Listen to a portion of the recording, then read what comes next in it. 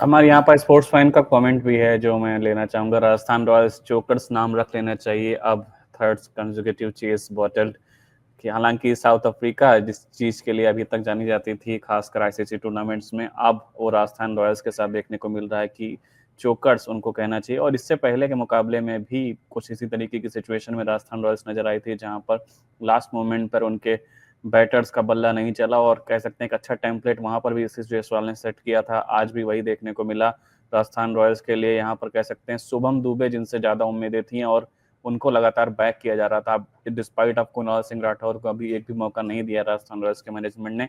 और यहाँ पर यशस्वी जायसवाल ने जिस तरीके से 19 गेंदों में 49 रनों की पारी खेली।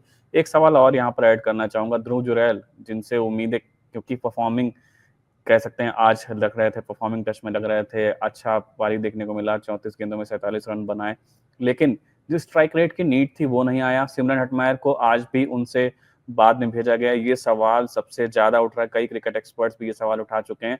अनिल कुंबले के एक रिसेंट इंटरव्यू में उन्होंने ये साफ तौर पर बोला कि सिमरन हटमायर को कह सकते हैं अप टू द ऑर्डर यहाँ पर भेजना चाहिए राजस्थान रॉयल्स को, जिसकी वजह से हो सकता है कि राजस्थान रॉयल्स को जो आज जिस करंट सिचुएशन में वो फंसे हैं, क्योंकि ज्यादा टाइम मुझे लगता है हेटमेयर को मिलेगा तो वो इससे ज्यादा रन बना सकते हैं, इससे ज्यादा परफॉर्मेंस राजस्थान रॉयल्स के लिए कर सकते हैं।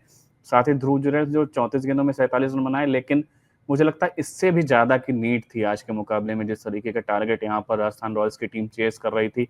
क्योंकि टेम्पलेट यहाँ पर 19 गेंदों में 49 रनों का यशस्वी जायसवाल ने सेट किया था, लेकिन स्ट्राइक रेट ठीक था, ये जो कह सकते हैं ध्रुव जुरैल जिस तरीके का गेम खेलते हैं उससे काफी बेहतर चीज थी। लेकिन अगर हेटमायर को ज्यादा टाइम मिलता तो मुझे एज एन कह सकते हैं, हम एज्यूम कर सकते हैं कि इससे अच्छी परफॉर्मेंस शायद आ सकती थी।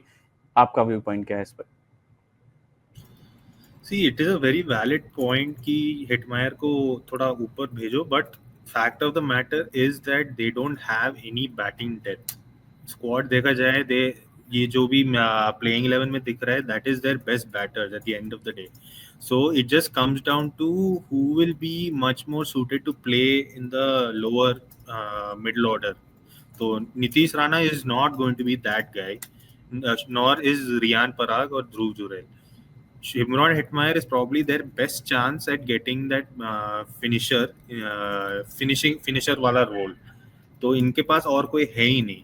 तो that is the big problem. Shubham Dubey तो ठीक है, आज एक दो बाउंड्री मारा होगा, but at the end of the day he is an untested, is fairly untested in the IPL. इसका उसका शायद पहला या दूसरा सीजन होगा ये।